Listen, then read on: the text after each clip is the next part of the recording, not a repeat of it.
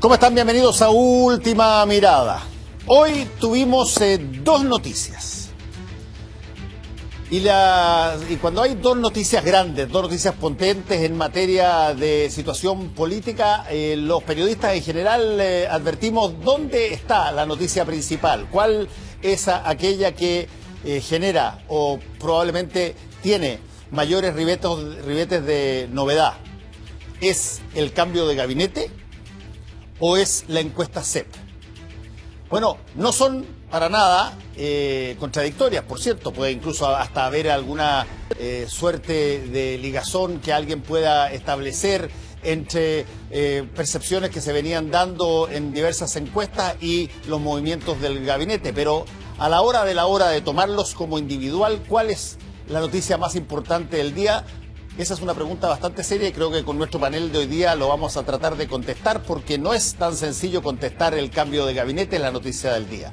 Probablemente muchos van a creer que la noticia más importante del día es lo que reveló en términos de la percepción de los chilenos sobre la marcha política del país, la encuesta del Centro de Estudios Públicos. Conversamos hoy día con dos analistas políticos, Jorge Navarrete y Hugo Herrera, sobre justamente las implicancias de estas dos grandes novedades, el cambio de gabinete, la encuesta CEP en el día de hoy.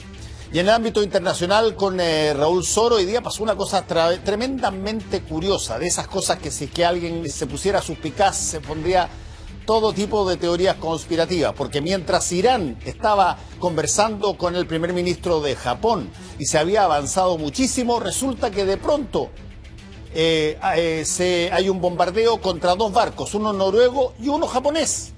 Y Estados Unidos salta a decir que es inequívoco que quien perpetró el ataque contra los barcos, incluyendo el barco japonés, era Irán, que estaba en esos momentos conversando con el primer ministro japonés, quienes inmediatamente señalaron que era un montaje, que esto estaba total y absolutamente preparado para destruir esas conversaciones con Japón.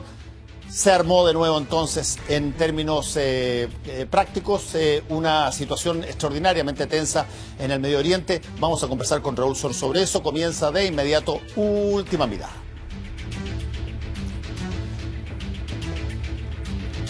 Hugo, Jorge, ¿cómo están? Bienvenidos a Última Mirada. Buenas noches. Buenas noches. ¿Cuál es para ustedes la noticia más importante desde el punto de vista de la situación política del país ocurría hoy día? ¿Es el cambio de gabinete, que tú lo habías pedido varias veces y durante harto tiempo, incluso aquí mismo, o la encuesta CEP?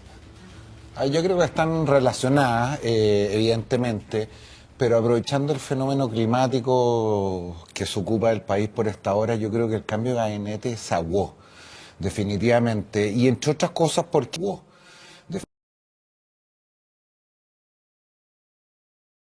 y semana, sino porque justamente relacionado con la encuesta CEP creo que no apunta o no resuelve aquellas cuestiones que se plasman en el debate público con mayor nitidez y que tiene que ver primero con cuáles son los problemas del gobierno y cómo está el arte de la discusión política.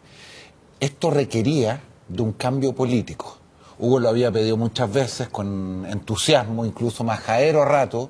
Y cuando uno mira, el presidente no tocó el corazón político de su gobierno, ni el ministro del Interior, ni el secretario general de la Presidencia, ni la vocera, ni el ministro de Hacienda. Y de esa perspectiva, creo yo, este cambio de gabinete no solamente no cumple con los objetivos, sino que termina revelando el diagnóstico de la encuesta CEP como algo mucho más potente y preocupante para el gobierno. Hugo. Sí, yo me quedé pensando cuando formulabas la pregunta en la introducción, y creo que la respuesta tendría que ser esta. La encuesta CEP se volvió el hecho principal porque el gobierno, con su manera de operar y con su cambio de gabinete, le hizo plenamente el juego a la encuesta y la convirtió en el hecho político del día. Me voy a explicar. Porque el gobierno parece estar anclado en algo así como el número o el reino de la cantidad. Las cifras pequeñas del crecimiento económico, que si es 3,2, 2,7, por un lado. Y por otro, el estar pegado a las encuestas, pero sin tener un proyecto político, es lo que ha determinado esta decadencia tanto en el ámbito económico como en las encuestas del gobierno. Creo que el mismo gobierno le hace el juego.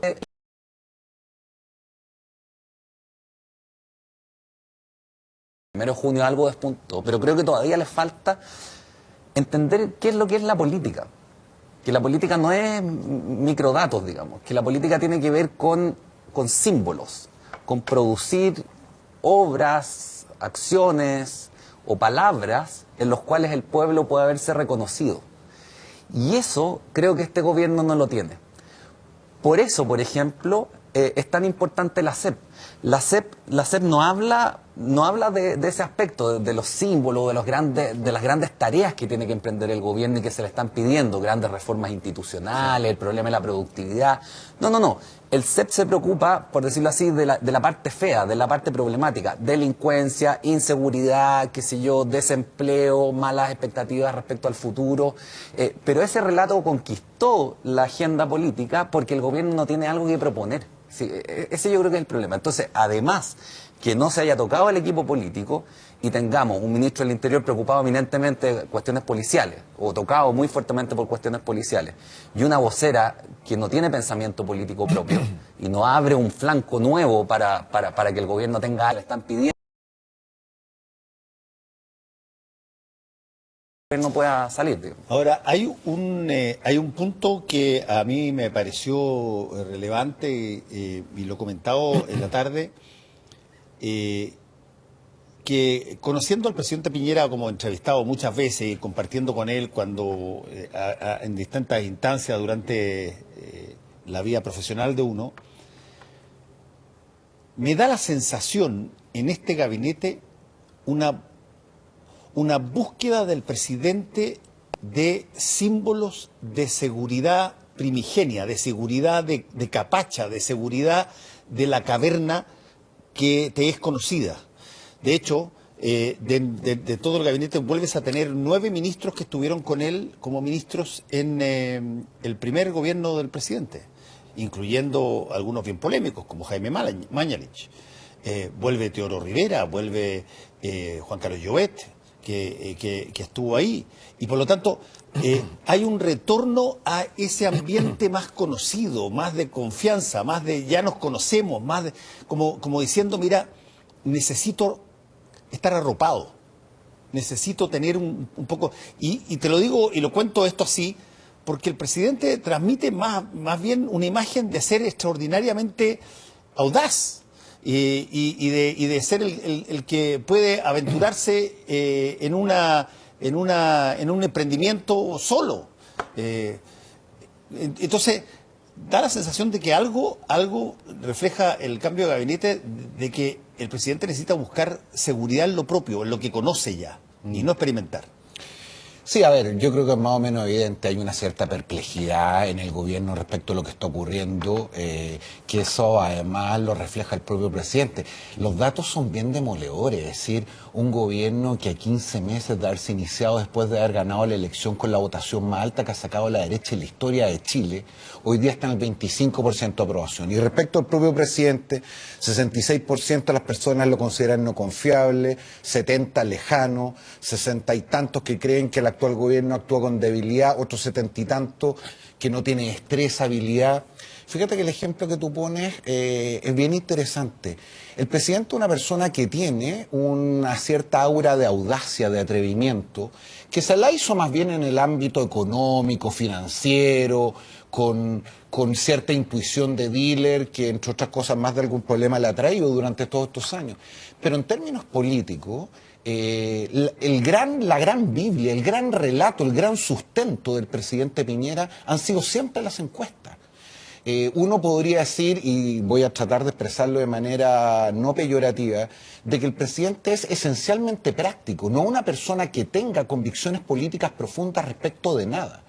Y cuando tu carta de navegación no está, y tú simplemente sigues un GPS, y ese GPS te empieza a arrojar datos que tú no entiendes, si tú no sabes dónde están las estrellas, si tú no has navegado, si no tienes alguna intuición o cierta destreza, lo que te viene es perplejidad, confusión y justamente esta necesidad de mayor seguridad.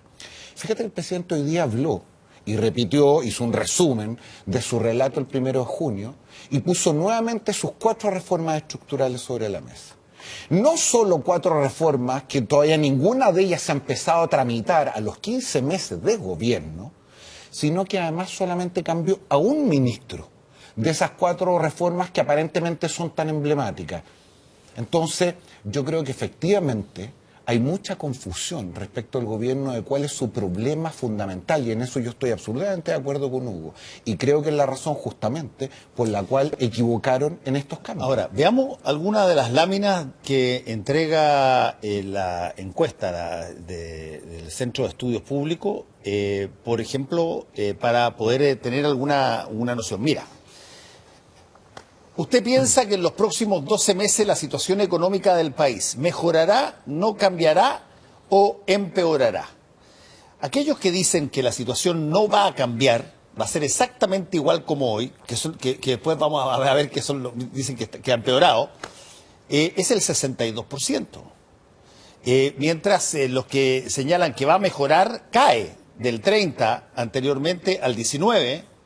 Y los que creen que va a empeorar sube del día al 17, por lo tanto, o sea, del día al 17. Por lo tanto, tú tienes una percepción que es complicadísima, porque tú no puedes enfrentar esto con, llamémoslo así, creación de expectativas de mediano y largo plazo, porque de mediano y largo plazo se te fue el gobierno.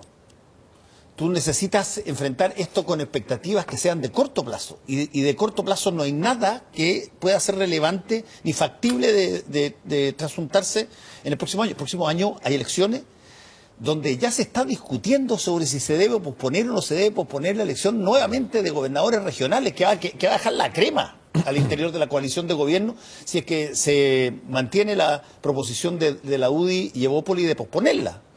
Y por lo tanto vas a tener un movimiento interno fuerte y en año electoral.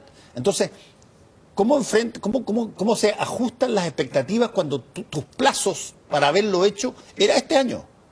Yo creo que tiene que haber al menos una combinación de medidas de corto y mediano plazo con medidas de largo plazo. Y el problema es que el gobierno efectivamente no las está tomando. Lo que decían ustedes respecto a la audacia de Piñera, yo creo que tiene que ver con este problema de déficit de discurso político. Uno es audaz donde conoce. Y Piñera no está conociendo qué es lo que está pasando políticamente. Porque esos números, en verdad, políticamente no son muy significativos. Uno de ahí no puede sacar orientaciones, salvo decir, ministros del área económica mantengan controladas las expectativas. Pero ¿cómo se construye un relato político que se sobreponga a esa situación y le dé un eje conductor? Bueno, con decisiones políticas de largo y mediano plazo. O sea, por ejemplo, todo el tema de la relación de la ciencia y la tecnología con la productividad, todo el tema del litio, todo el tema de los embalses, son áreas en las que el gobierno, qué sé yo, se habló tiempo atrás de la fabricación de fragatas en Chile, y eso es acumulación de conocimiento. Todas esas cuestiones que tienen que ver con decisiones políticas en las que el Estado se compromete en el fondo a fomentar la producción en ciertas áreas, no a intervenirla necesariamente, sino a fomentarla, son las que te marcan esa capacidad simbólica que orientan las discusiones, que pese a todo lo que uno le pueda criticar, es lo que tuvo el gobierno de Bachelet, digamos. Gratuidad. ¿Quién vuelve atrás ese asunto? Porque tiene un poder simbólico esa medida, un poder integrador en el que el pueblo se puede ver reconocido. Yo creo que en el momento en el que estamos, bueno, un incremento en la colaboración decisivo entre ciencia y tecnología y producción podría ser algo que está de acuerdo con el ideario de una centro-derecha más o menos preocupada del crecimiento económico, pero además con visión política. Pero lo que falta hoy día es justamente eso, la visión política. Mira esta siguiente. Entre 1 y 7, ¿qué nota le pondría usted al gobierno por su gestión en? Olvídense de los rótulos, miren los números. 1, 2, 3, 4, 5, 6, 7, 8 temas. Y de los 8 temas, si que efectivamente fuera un curso de colegio, ninguno pasa de curso. 37, 36, 35, 34, 34, 31, 30, 28. Transporte público tiene la mejor nota. Transporte público que ha sido siempre vilipendiado como la peor política pública histórica del Transantiago.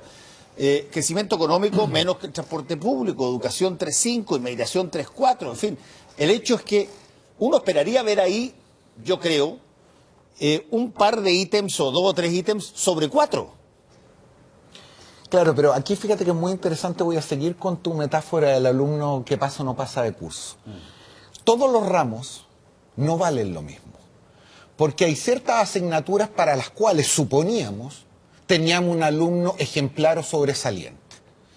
En el discurso, en el relato de la derecha, la razón por la cual gana la elección de manera tan abrumadora básicamente es poner al país en orden después de un cierto estado de desorden en el cual lo deja Michelle Bachelet. Y eso básicamente en la derecha son dos cosas: crecimiento económico y orden y seguridad. Y por lo tanto, cuando todo el mundo pensaba que por el solo hecho de que gobernara la derecha y ganara Piñera íbamos a estar creciendo al 4,5 y no vamos a crecer ni siquiera al 3 este año, eso merece un juicio de reproche, de frustración por parte de la ciudadanía mucho mayor que en otro tipo de asignatura. Lo de la Gloria Hood es realmente impresionante. Que lo mejor evaluado de este gobierno sea transporte es inédito. Es inédito. Y cuando uno mira seguridad ciudadana pasa exactamente lo mismo. Entonces, el corazón de lo que tradicionalmente había sido el relato de la centroderecha, la razón por la cual gana la elección, es justamente aquello en que en términos relativos peor les va, genera un problema mayor. Pero fíjate que no todo es largo plazo. Yo creo que el gobierno, más allá de mi opinión respecto de cuáles fueron las iniciativas, en algunos momentos de estos 15 meses ha conectado con un cierto sentido común ciudadano. Por ejemplo, inmigración, aula segura, control de identidad menores. Yo como abogado probablemente, sobre todo respecto al primero y el último, podré tener muchos reparos. Pero ¿qué es lo que el gobierno leyó bien? Que la ciudadanía sentía, por ejemplo, en el primer caso que había un proceso de inmigración completamente descontrolado y se le puso atajo y se le dio una solución, buena o mala. Aula segura. Toca el miedo de los padres que sienten que sus cabros van al colegio con compañeros de curso que eventualmente pueden tener una molotov en la mochila. Control de identidad menores, cuando todos los días en las noticias vemos que portonazos y otros actos de delincuencia mayor son ejecutados por menores de edad. Todas las finezas garantistas o lo más ortodoxo respecto a las políticas públicas cede frente a eso. Ahí le fue bien al gobierno, pero eso es táctico, eso es de corto plazo. Y por lo tanto tiene razón Hugo que en la cuestión más de largo aliento, la razón por la cual gobierna la derecha, que es algo más que simplemente para que no gobierne la izquierda, es ahí donde Sebastián Piñera ha fracasado profundamente, creo yo.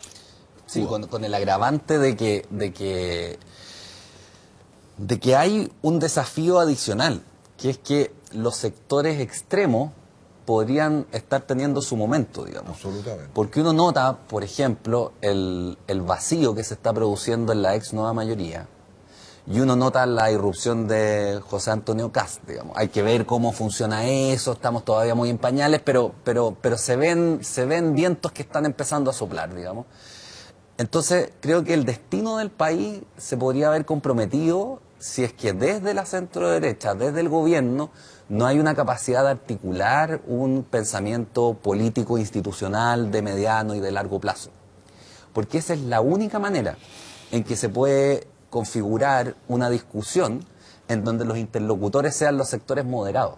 La centroizquierda con la centroderecha, qué sé yo, la Democracia Cristiana, el Partido Radical, el PPD, el Partido Socialista, e incluso algunos sectores del Frente Amplio que ya se habían sumado a las reformas institucionales, digamos. O sea, por esa hebra, si uno tira esa hebra, bueno, se puede pensar en que las fuerzas moderadas logren reconstituir el entramado político que le está faltando al país, y lo vemos en los intereses que tiene el público, digamos, que no son la política, precisamente. Entonces, en ese sentido creo que el gobierno, además de estar desaprovechando una oportunidad para él como sector político, está alterando me parece, de una manera negativa. Ya Bachelet lo alteró en cierto sentido de manera negativa también, digamos, pero está alterando de manera negativa la dinámica del país en su conjunto, digamos. Antes de ir a la lámina que tiene que ver con las percepciones de distintos potenciales políticos que eventualmente puedan llegar a una carrera presidencial, quería mostrar esta que es bien curiosa. A mí me pareció una de las más curiosas. ¿Cuáles son los 3 problemas a los que debería dedicar el mayor esfuerzo en solucionar el gobierno? Por cierto, la primera, y se mantiene primera, es delincuencia, asaltos y robos. Pero mírate tú, por ejemplo, inmigración. El gasto en tinta, en papel de los diarios, en minutos y segundos en televisión y en radio, dedicados a la inmigración en los últimos 12 meses, es absolutamente desproporcionado con el interés que la gente dice que es de 4%. Respecto de otras cosas que son mucho más importantes, digamos, que tienen que ver con salud, educación, pensión. Mira, voy a poner esos casos acá, que es una cosa también que hay que manifestar, y yo lo he dicho varias veces en todas partes, porque creo que hay que refrendarlo. Nosotros no somos un país joven, somos un país que envejece, pero a manos llenas y muy rápidamente. Por lo tanto, no es raro de que tú tengas una preocupación central con respecto a la delincuencia, asaltos y robos, donde te pasa en situaciones de indefensión y muchas veces a personas mayores, y tengas en segundo lugar pensiones, en tercer lugar salud, cuarto lugar es educación, de la cual se habla 10 veces más que todo lo demás que hemos mostrado antes. Y eso te refleja una situación, pero tú hablas de la peor política pública de la historia de los últimos 30 años, que es el Transantiago, y aparece en último lugar con 2 puntos. Dejó de ser un tema. La reforma constitucional igual, que alguien podría pensar, oye, se necesita derechos humanos, no, entre otras cosas porque hay buena cantidad de gente que está ya presa. Inmigración un 4%, medio ambiente, tenemos la COP25 acá y la gente considera que no hay que dedicar demasiado esfuerzo a solucionar problemas de medio ambiente, que está ahí pegadito, 5%. Pero lo de arriba tiene una mezcla con situaciones que son instantáneas, que son cotidianas, que las topas en cualquier parte, y en segundo lugar, que tiene que ver con una realidad de país donde tú estás cada vez más indefenso porque estás más viejo. Claro, lo que pasa también, para ser completamente justo, que yo creo que hay 2 variables que tenemos que poner sobre la mesa. La primera, que quizás muchos de esos temas dejaron de ser una preocupación porque a ojos de los ciudadanos o están resueltos o están en vías de solucionarse. Yo creo, por ejemplo, y para hacerle un guiño a Michelle Bachelet a propósito de lo que decía Hugo, la educación salió de las primeras 3 prioridades, entre otras cosas, porque para bien o para mal hubo una política de Estado que la abordó respecto a un tema tan sensible como era justamente los temas de financiamiento, endeudamiento de las familias, especialmente de las más modestas. Y lo segundo que ocurre, y tú lo sabes mucho mejor que nosotros, que probablemente esto refleja lo que sería el resultado de una elección, que no es lo mismo que lo que vemos todos los días en el debate público. Porque muchas de las cuestiones que están instaladas son instaladas la mayoría de las veces por una minoría, que siempre los intereses de una minoría perseguidas de manera intensa tienen más visibilidad e incluso logran mayores niveles de influencia que, por definición, los intereses de la mayoría, que se diluyen y no siempre se presentan con los mismos niveles de intensidad. La pregunta entonces es cómo el gobierno afronta esta cuestión, porque Hugo decía una cuestión bien interesante, hablaba de la falta de politización de este gobierno. Pero yo quiero llamar la atención respecto de la falta de politización de lo que está ocurriendo en el debate público en general en el país. Cuando uno mira la cepa hay datos que realmente son sorprendentes. Es decir, el eje izquierda-derecha, que tanta sangre nos ha costado, hoy día vale menos que nada. 64% de los encuestados no se identifica con ninguna posición política. Y por lo tanto el cosismo, del cual tanto nos reímos, los problemas reales de la gente, que llevó a Lavín a estar a menos de un voto por mesa, ganarle a Ricardo Lagos Escobar, hoy día está más presente que nunca. Y eso me parece a mí es el germen de un tipo de populismo que estamos viendo en el buen éxito de algunos candidatos, no solamente de la derecha, sino también de la izquierda. Claro, perdón, yo ahí me gustaría decir algo que tiene relación con lo que tú estás señalando. Yo creo que la encuesta del CEP tiene un sesgo populista, porque en esa pregunta se está preguntando por problemas inmediatos, pero no se le da al encuestado. No quiero jugar, estoy diciendo el hecho, digamos. El hecho es que la encuesta es populista porque no se le da al encuestado la posibilidad de proyectar al país del futuro. Ahora, varios de esos problemas, si uno los piensa bien, tienen que ver, por ejemplo, con los incrementos en la productividad de la economía. Muchos de ellos, digamos, se solucionan así si la economía recupera su productividad real, digamos. O sea, si Chile recupera tasas del 6%, qué sé yo. Pero eso requiere reformas políticas. Entonces, creo que hay que tomarse con cuidado el tipo de diagnóstico y el tipo de respuesta, porque cuando el gobierno le responde a la encuesta, inmediatamente pierde visión política. Y es a eso a lo que me refiero. O sea, en este momento, gran parte de esa lista de problemas, de esa lista de supermercado, por decirlo así, que tanto le gusta a los populistas y tanto le gustaba a la derecha clásica, digamos, esa lista de supermercados hoy día no se soluciona con medidas, con micromedidas, digamos, con medidas adoptadas a partir de puros números. Hay que tomar decisiones políticas. Y un tema clave es el de la productividad, que atraviesa, no sé, pues cuántos de esos problemas, digamos. Sí, muchos. Pero fíjate que empleo, sueldo, pobreza, ahí, Hugo, te confieso, desigualdad, Vivienda. Pero fíjate que ahí, Hugo, te confieso que tengo una duda. Yo siempre fui en la tesis de que lo que había ocurrido en Chile en los últimos 6, 7 años era significativamente muy interesante desde el punto de vista político. Y que se había producido un proceso de politización en el mejor sentido de la expresión, que tenía que ver con justamente los mayores niveles de fragmentación y que no recuperaba los datos que tenemos respecto de participación política y otros. Pero ahora tengo dudas, fíjate. Es decir, el año 2013 gana Michelle Bachelet porque simbólicamente encarnaba un relato de izquierda distinto, o, para ponerlo en términos muy burdos, porque estoy simplificando, porque simplemente en su promesa básica estaba a resolver los problemas de endeudamiento de muchos chilenos, por ejemplo, vinculados a la educación. Claro, ¿estábamos frente a una demanda burguesa o De revolucionaria? acuerdo. Digamos? Claro. Sebastián Piñera, 4 años después, ¿gana por qué? ¿Gana por el terror que tenía un conjunto de personas frente a lo que fue esta andanada retroexcavadora de la izquierda?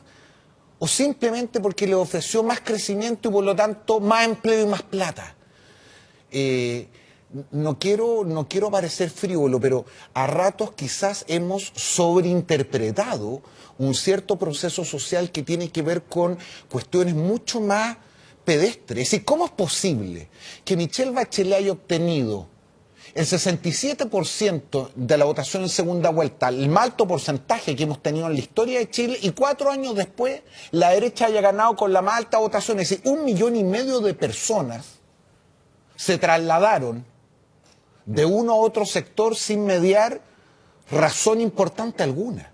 Entonces, mi temor es que a rato estemos sobreinterpretando y sobreconstruyendo una cuestión que, con todo lo vergonzoso que puede parecer, nos reímos de quienes la simplificaban.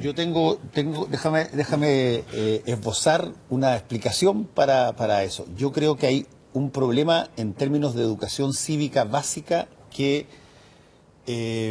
a nivel de ciudadanía golpea un poco las expectativas. Los gobiernos de 4 años sin reelección, y cuando tú tienes elecciones en los 2 últimos años de ese mandato, son una receta pero inequívoca para hacer todo de corto alcance. Todo se te hace al tiro. Tienes un primer año de instalación, tienes un segundo año que es que es el año en que teóricamente el gobierno debiera desplegarse, pero a sus anchas. No tiene hackeos por parte de su coalición de gobierno pidiéndole cupos ni pidiéndole nada, porque está en el año en que se despliega el programa de gobierno y lo instala para poder sacarlo lo más rápido posible. Pero al próximo año vienen las elecciones de alcaldes y ahora de gobernadores regionales, y al año siguiente las parlamentarias y presidenciales, con todo lo que eso conlleva de tiras y dregas, de gente que se retaca, de gente que empieza a dar apoyo mínimo de acuerdo a cómo están las encuestas y todo lo demás. Y esa lógica del gobierno chileno que funciona así, esa lógica del gobierno chileno, lo entienden extraordinariamente bien los presidentes, pero la ciudadanía cree que, por lo mismo, tú debieras tener casi todos los beneficios al tiro. Ahora, Ahora, tú puedes hacer cosas relativamente rápidas. Tú puedes sacar el programa de gratuidad para la educación relativamente dentro de tu gobierno, aprobarlo y que calce lo que la gente esperaba con lo que el gobierno te entregó. Pero si es que tú lo que quieres y tienes como patrón fundamental es pegar un repunte a la economía muy potente, porque esa es tu ventaja comparativa, y estás en una guerra comercial que tú has minimizado para tratar de obtener beneficios políticos respecto al gobierno anterior, diciendo que la guerra comercial no era el problema porque el problema era la forma de manejo de economía del gobierno, y te toca la guerra comercial y no puedes crecer porque estás topado en términos de eso, y te empiezan a quebrar fábricas por todos lados. La gente no te entiende que esté pasando, que necesitas tiempo o que necesitas cambiar la matriz productiva. Lo que entiende es que la cagaste, te falló. ahora, una cosa es efectivamente son los inconvenientes de los 4 años sin reelección, que yo estoy totalmente de acuerdo contigo en que genera un problema, pero creo que la fórmula de la concertación podría servirle a la centroderecha. O sea, había un relato, digamos, de largo alcance, de un ciclo que había que cumplir en la política chilena y en el desarrollo económico, social, etcétera. Y eso hacía que los periodos sin reelección dieran un poco lo mismo, porque iba continuándose un gran relato. Pero convengamos, durante 4 gobiernos fueron 6 años, no 4. No, está bien. Pero aquí no tenés más tiempo para hacer Claro, un montón pero de si cosas. hubiera ese relato político, yo creo que se podría pensar en ciclos más largos. De hecho, el gobierno cuando asumió pensaba 8 años, y se hablaba de 8 años todo el rato. Pero eso se abandonó de pronto, digamos. Ahora parece que el asunto es más breve. Ahora, en ese contexto, yo, por volver a lo que planteabas tú, Jorge, yo creo que el problema sigue siendo político. O sea, yo coincido en que no hay una revolución en ciernes aquí como en algún momento se planteó a partir de las movilizaciones del 2011 y en adelante. Pero de todos modos, creo que tenemos un problema político, porque la OSDE, Rafael Bergoin, cuando estaba en el CEP, digamos, todos ellos detectaban que la economía chilena, ¿qué es lo que es? Financiera, extractiva, qué sé yo, de muy baja agregación de valor. Cortas árboles y exportas árboles, sacas minerales. Entonces yo creo que hay una demanda de la gente, que uno de los grandes ensayistas chilenos es Francisco Antonio Encina, digamos. Dentro de las cosas que decía es que había que filosofar a caballo, digamos. Él pensaba a caballo, así como Nietzsche caminaba, él pensaba a caballo. Pero una de las cosas que decía Encina es que dentro de las capacidades de la gente, las más esparcidas, no son las capacidades puramente especulativas como usualmente las desplegamos, sino las capacidades para transformar la realidad. Y eso produce una cierta plenitud. Y hoy día yo creo que gran parte de la demanda de la gente no es simplemente por una revolución en la que se altere el modelo, pero sí por un modelo que dé más plenitud él mismo, digamos. Pero no más plenitud en el sentido que nos podamos endeudar más fácilmente, no, sino que un modelo en el cual trabajar, por ejemplo, transformando la realidad, agregándole valor, pero de tal suerte que nos demos cuenta que le estamos agregando valor a la realidad, sea algo tangible. Y eso yo creo que tiene un valor simbólico en el que no se ha reparado, pero si... Aplicar un poco la lógica del artesano a la producción masiva, que es muy difícil. O sea, la dignidad que tiene el obrero industrial en un país desarrollado, digamos, es algo que nosotros no podemos, es inconmensurable con lo que ocurre en Chile, digamos, donde tenemos vendedores, qué sé yo, pero no existe esa tradición, como ese orgullo por transformar la realidad. Ahora, no estoy hablando de un modelo de sustitución de importaciones, ni mucho menos, pero no sé, fabricar buques, qué sé yo, exportar más que tierra de cobre. Pero la tesis de las ventajas comparativas y de... Es que creo que la de las ventajas comparativas es chata, po, es chata. Perdona, pero eso todavía te lo enseñan en todas las universidades en ingeniería comercial. Claro, pero por otra parte, uno tiene ejemplos como el de Sudcorea, que no es un régimen totalitario, ni socialista, ni nada, y que se desarrolló a partir de un apoyo que le dio el Estado a investigaciones en un área importante, el acero, digamos, en ese caso, hasta que le pegaron el palo al gato, digamos. Yo no sé si, emparentado con lo que está diciendo Hugo, a mí me da la sensación que el tema educacional tenía una fuerza simbólica justamente en esa línea. Es decir, cuando uno mira la economía chilena, vamos a simplificar, uno básicamente esto dice es extracción de recursos naturales y capital financiero, que son dos ámbitos por definición acumulables, sí, que no necesariamente permitan a todos participar, realizarse y hacerse igualmente dignos, digamos, vamos a ponerlo en esos términos. ¿Por qué el discurso de la educación era muy potente, más allá de la cuestión del financiamiento, en fin? Porque si hay algo que se reparte más o menos de manera similar, ya sea por la naturaleza, por la gracia divina, por lo que queramos, son los talentos de las personas. Y por lo tanto, cuando tú inviertes en que cada uno pueda explotar de manera más o menos eficiente y prosperar a partir de sus propios talentos, no solamente hay un sentido de dignidad muy profundo, sino que hay un sentido de redistribución muy importante. Es decir, sería muy difícil ir acumulando para unos el talento de otros muchos, si es que a esos otros muchos les da justamente la posibilidad de competir de manera más o menos igual. Y ahí el relato de la educación tenía un sentido muy profundo, no solamente democratizador, sino de redistribución que en general no tenía nuestra economía. Creo que para explicarlo en términos, si tú quieres, prácticos, cuando tú tenías la relativa garantía de que ibas a tener dentro de tu familia al primer hijo o nieto profesional universitario, eso te generaba si tú quieres, una mirada virtuosa de todo el proceso que llegó a eso automáticamente. Absolutamente, es decir, pude competir y pude ganar. Si la gran frustración de un conjunto de personas es que por una suerte de alquimia social que no entienden, hay unos que siempre ganan en todos los ámbitos y hay otros que siempre pierden. Entonces, claro, esto de la carrera es una quimera cuando en uno de los carriles hay un señor que tiene las manos amarradas, en el segundo hay un señor que tiene los ojos vendados, en los terceros hay una mujer que no tiene ni las manos amarradas ni los ojos vendados, pero su pista está llena de obstáculos, de fosas, y en la cuarta pista hay un señor de complexión atlética impresionante, su pista completamente despejada y corre con 10 metros de ventaja. Conocemos el resultado de esa carrera.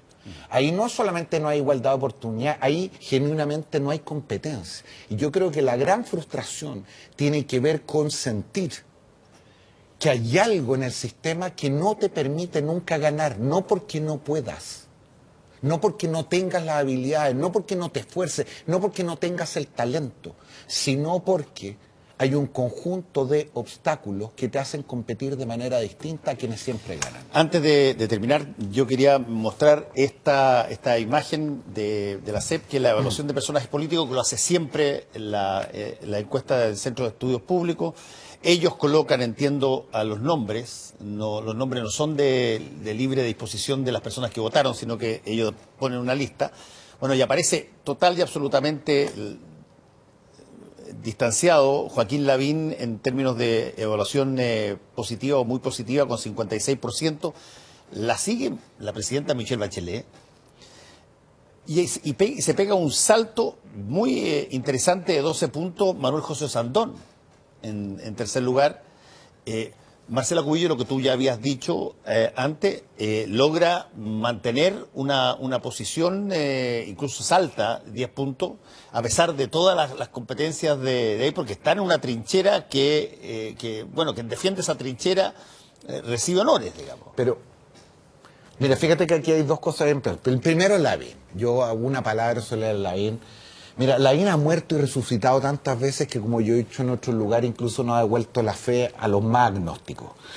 Y lejos de menospreciarlo o de ningunearlo, creo que hay que empezar a mirarlo hace ya muy buen rato con mucho mayor respeto. Y lo de Cubillos, pese a todas las complejidades, ¿por qué Cubillos sube? Por lo que decía Hugo, Cubillos tiene relato, Sí. tiene un discurso. No lo acomoda, no anda en lo políticamente correcto, no anda necesariamente transando a la vuelta de la esquina. No es que tenga unos principios y si no me gustan los cambios. Es decir, es lo menos Piñera que hay. Y desde esa perspectiva, más allá de todos los reparos que se pueden hacer, ella conecta mucho mejor con el relato de la derecha en una cartera tan compleja como educación de lo que conecta el propio presidente y muchos de sus ministros. Mira, hay otra cosa que me parece interesante. Aparece Giorgio Jackson y Jorge Sharp sobre Beatriz Sánchez. Beatriz Sánchez tenía hasta hace muy poco tiempo, cada vez que aparecían las encuestas, una posición también muy alta y era todavía por edad la única persona de todos los conocidos del Frente Amplio que podían postular a la presidencia de la República, cosa que ya no pasa. O sea, ahora Jackson, Boric, Sharp tienen la edad para Jackson poder creo postular. que no, pero por meses. Sí, Claro, yo creo que lo que le pasó a la pero- Beatriz Sánchez ahí es que no tiene cargo. Jackson le falta, pero está ahí Sí. en el pelo. Yo creo que lo que le pasó a la Beatriz Sánchez es que no tiene cargo. Entonces es muy difícil. Pero ha aguantado con 33%, yo No, estoy sorprendido. mantiene algo expectante. Y ahora, respecto Pero a... mira el presidente tiene 29, que es lo más bajo que probablemente ha estado en la CEP en sus dos gobiernos. Y aparece esta situación donde tienes a Felipe Kast con 31 y a José Antonio Kast con 23, en una cosa que yo creo que, por lo menos así lo planteó él, tiene más perjuicio para Felipe que para José Antonio, el que la gente al no distinguir a veces qué Kast es qué Kast, recibe más votos pensando que es Felipe José De acuerdo. Antonio que José Antonio pensando que es Felipe. Ahora, hay que hacer un punto que nobleza obliga y que la gente no se confunda. Una cosa es que en esta encuesta al gobierno le ha ido de manera desastrosa, Sí. pero a la derecha, que no es el gobierno y no es Piñera, le fue bien en esta encuesta. Y le fue mucho Claro, mejor que eso la iba a y le fue señalar mucho mejor que la oposición. Es decir, el de contraste hecho, entre Lavín y Piñera, porque lo de Lavín es interesante, porque no es solamente medida puntual, sino que Lavín ha logrado desde la municipalidad, que eso es un arte magnífico, digamos, desde la municipalidad colocar temas nacionales como el de la integración social. por ejemplo, Con la torre que se le criticó y todo lo demás, pero simbólicamente pegó un combo ahí de primer orden, digamos. Y yo creo que eso explica tan alta aprobación. fíjate que estaba comparando con la encuesta anterior. En la encuesta anterior, de los 10 personajes mejor evaluados, había solo 3 de Chile Vamos, 4 de la ex nueva mayoría y 3 del Frente Amplio. En esta encuesta el Frente Amplio mantiene sus 3, la nueva mayoría cae a 2 y la derecha sube a 5. 5, no, si pero mira tú lo que pasó cuando Andrés Alamán osa sugerir la idea de pensar en una posibilidad de candidatura presidencial. Se arma la tole-tole instantáneamente, el presidente le tira una frase pero lapidaria, brutal. Hay gente que se ha pasado toda la vida queriendo ser el presidente de la República. No, dijo candidato. Queriendo ser candidato, Bueno, una por cosa. de pronto el presidente Piñera. Sí, que el presidente Sí, Piñera fue el más que lo lejos. dijo, y él también, pero lo que te revela es que efectivamente la derecha ha perfilado mucho mejor figuras que potencialmente pueden entrar en una candidatura presidencial que la centro derecha o la izquierda. Claro, pero lo que apuntaba Hugo es todavía para darle una segunda vuelta. Es decir, no solamente han perfilado mejor sus candidatos, sino que este estado de discusión política del país ha hecho que las 3 mayores alzas, si mal no recuerdo, son Lavín, Ahí están. son Kast y son Osandón. Ahí están. Que Mira. más o menos uno podría decir que son liderazgos de corte populista.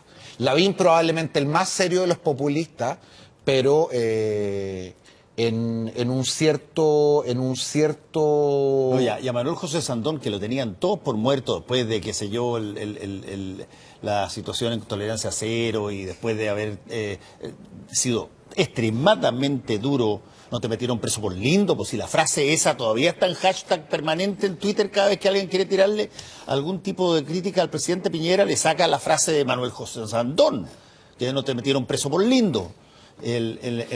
Bueno, pero aún así, senador de Renovación Nacional, que sigue teniendo esta idea de la derecha social, y ojo,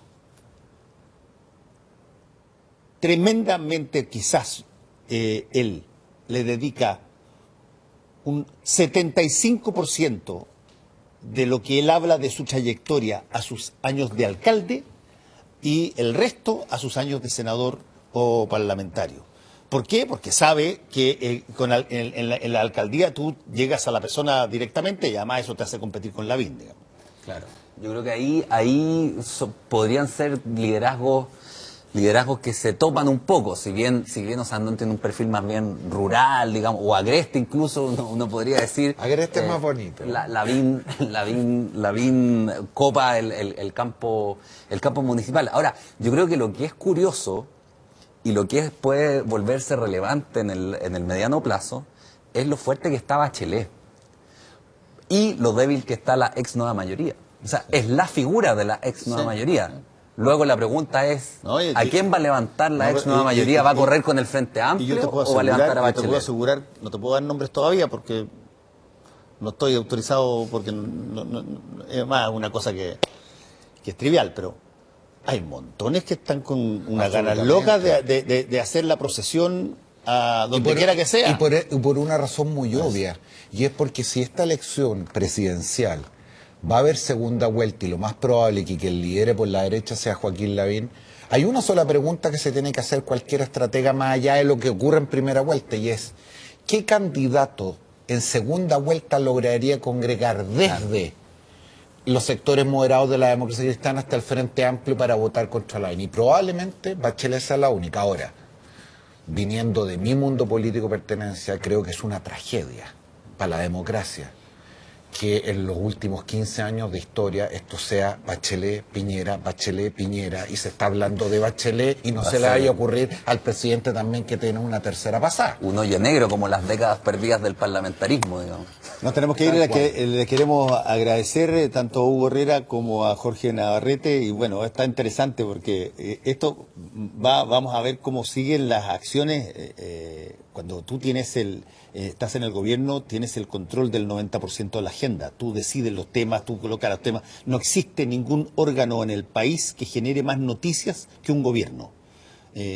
Puede ser que algo venga del clima, puede ser que algo venga de noticias internacionales, pero el porcentaje más grueso de noticias que se emanan del gobierno que tú tienes en ese momento, y nos extrañaría que empezaran a haber un montón de cosas que trataran de que la próxima encuesta CEP no sea como esta.